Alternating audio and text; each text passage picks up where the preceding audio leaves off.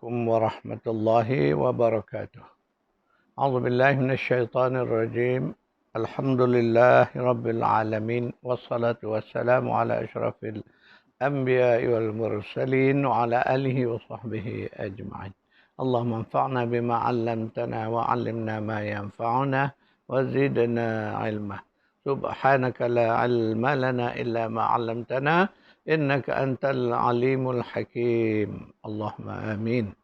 Alhamdulillah, syukrunillah, kita masih diberi kesempatan untuk meneruskan kuliah tadabbur surah Al-Mulk, surah 67 berdasarkan kepada buku Kerajaan Allah.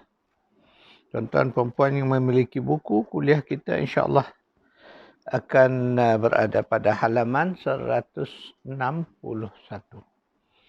Kita masih lagi, tuan-tuan perempuan, mentadabbur ayat 15 daripada surah Al-Mulk, di mana Allah meminta kita berjalan ke seluruh penjuru bumi ini untuk melihat ayat-ayat Allah. Saya telah pun mentadabburkan ayat-ayat berkaitan makhluk besar yang Allah ciptakan, iaitulah binatang ternakan, binatang yang menjadi sumber rezeki manusia, tumbuh-tumbuhan. Dan kita juga melihat bahawa bukan sekadar di bumi, tetapi di lautan juga Allah menciptakan makhluk-makhluk yang menjadi sumber kehidupan kepada manusia. Mari kita membaca ayat berkaitan. A'udzubillahi minasyaitonirrajim. وَهُوَ الَّذِي سَخَّرَ الْبَحْرَ لِتَأْكُلُوا مِنْهُ لَحْمًا طَرِيًّا وتستخرجوا منه حلية تلبسونها وترى الفلك مواخر فيه ولتبتغوا من فضله ولعلكم تشكرون. Dan dialah yang telah memudahkan lautan itu untuk kamu, di mana kamu dapat memakan daripadanya daging-daging yang segar, iaitulah ikan dan hasil-hasil lautan. Dan kamu mengeluarkan daripada lautan itu perhiasan yang kamu pakai, dan kamu melihat bahtera belayar padanya, dan supaya kamu mencari keuntungan dari kurnianya, dan supaya kamu menjadi orang yang bersyukur. Dalam ayat surah 16, surah An-Nahl ini, ayat 14. Ya, Allah nak menceritakan bahawa Allah menciptakan di lautan itu sumber makanan manusia, iaitulah ikan-ikan. Dan juga kehidupan laut yang lain. Ya, selain daripada ikan, terdapat pelbagai sumber makanan laut. Termasuklah rumpai-rumpai lautan itu juga merupakan sumber makanan manusia, sumber kepada ubatan manusia. Jadi khazanah di laut, ya, terlalu banyak nak diceritakan. Makna demikianlah Allah jadikan di daratan, malah di lautan itu sumber kehidupan kepada manusia.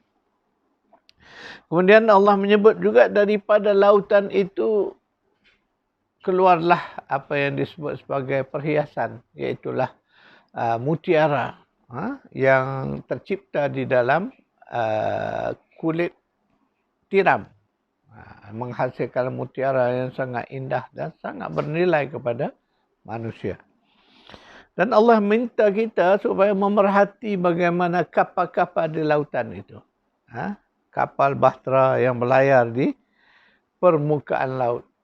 Itu selalu diulang. Dalam banyak ayatnya Allah menyebut tentang kapal-kapal yang berlayar tadi. Ketika Allah nak menceritakan kekuasaannya sebagai Rabb yang mencipta, yang mengurus tadbir kerajaannya ini, Allah akan cerita tentang kapal yang berlayar di lautan.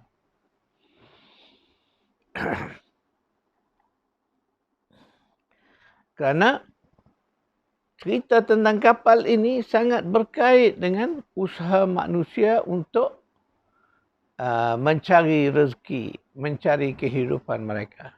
Kita lihat, manusia memanfaatkan sekecil-kecil kenderaan yang kita sebut sebagai perahu atau sampan, kolik yang kecil, sehinggalah sebesar-besar yang disebut bahtera kapal. Hari ini disebut kapal. Kapal tangki yang begitu besar, kapal-kapal pelayaran yang begitu mewah, bertingkat-tingkat, berlayar di lautan. Ia merupakan satu anugerah Allah kepada manusia kerana Allah mudahkan lautan itu untuk kapal-kapal berlayar. Kita tak dapat terfikir oleh akal kita bagaimana bahtera kapal sebesar itu yang beratnya ribuan tan boleh terapung.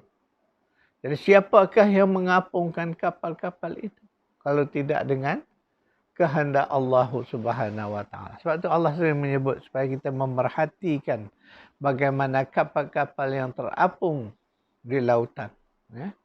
Sedangkan batu, seketul batu yang mungkin beratnya tidak sampai 1 kilo, jika kita baling ke dalam air dia akan tenggelam, jatuh ke dasar laut.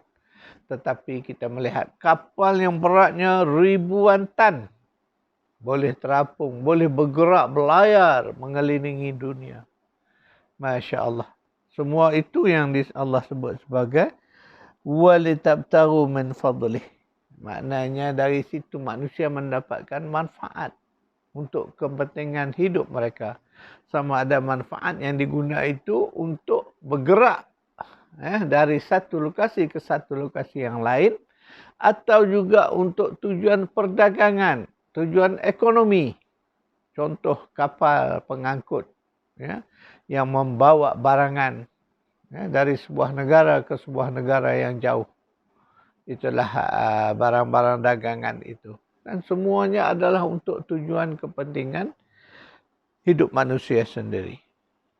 Dan semua yang Allah sebut itu, Allah kata, la'allakum tashkurun. Supaya kamu nanti menjadi orang-orang yang bersyukur kepada Allah.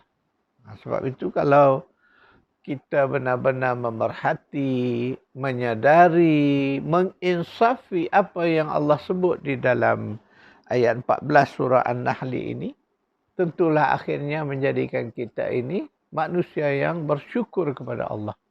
Kerana semua itu adalah pemberian, anugerah daripada Allah kepada manusia. A'udzubillahi minasyaitonirrajim. Awalam yarau anna nasuqul ma'a ilal ardil juruzi فنخرج به زرعا تأكل منه أنعامهم وأنفسهم أفلا يبصرون. Dan apakah mereka tidak memerhatikan bahawa kami menghalau awan yang mengandungi air ke bumi yang tandus, lalu kami tumbuhkan dengan air hujan itu tanam-tanaman yang daripadanya dapat makan binatang ternakan mereka dan diri mereka sendiri. Maka apakah mereka tidak memerhatikan? Surah 32 ayat 27. Dalam ayat ini juga Allah hendakkan kita perhati. Sebab itu kalimah yang dipakai. Apakah tidak kamu memerhati, melihat bagaimana Allah menggerakkan awan? Ini juga awan dan angin ini dua makhluk yang Allah sering ulangkan di dalam ayat-ayat Al-Quran ini. Dalam ayat ini Allah menyebut bagaimana Allah kata awan-awan itu bergerak, sedangkan awan-awan itu membawa air. Itulah yang nanti ketika turun kita sebut dia sebagai air hujan. Dan dia bergerak ke dalam daerah-daerah yang tandus. Kemudian akhirnya dengan itu, dengan air hujan itu menjadi asbab Allah tumbuhkan tanam-tanaman di kawasan yang tandus tadi. Dan untuk siapa tanam-tanaman itu? Untuk binatang ternakan, untuk binatang-binatang yang hidup di bumi ini. Dan juga untuk manusia sendiri. Karena daripada hasil ternakan, dari tanam-tanaman yang tumbuh disebabkan oleh hujan tadi, ia menjadi sumber rezeki kepada manusia.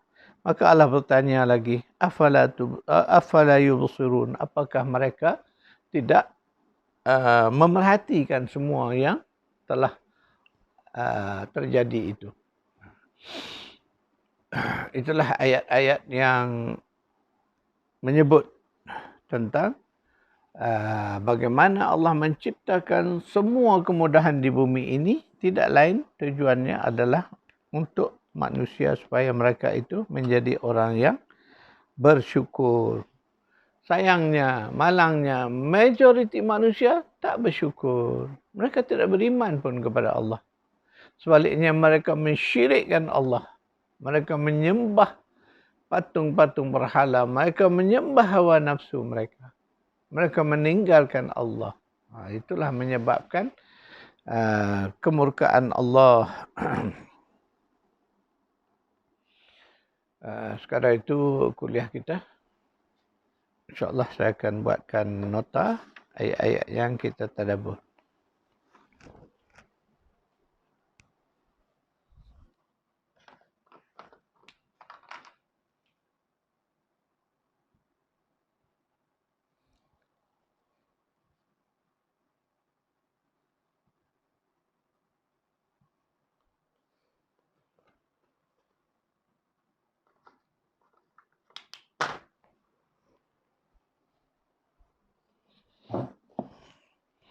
InsyaAllah kita akan bertemu lagi pada kuliah yang akan datang. A'udzubillahi minasyaitonirrajim. Allahumma rabbana atina fid dunya hasanah wa fil akhirati hasanah wa qina adzabannar. Sallallahu ala Muhammad wa ala ali Muhammad. Walhamdulillahi rabbil alamin.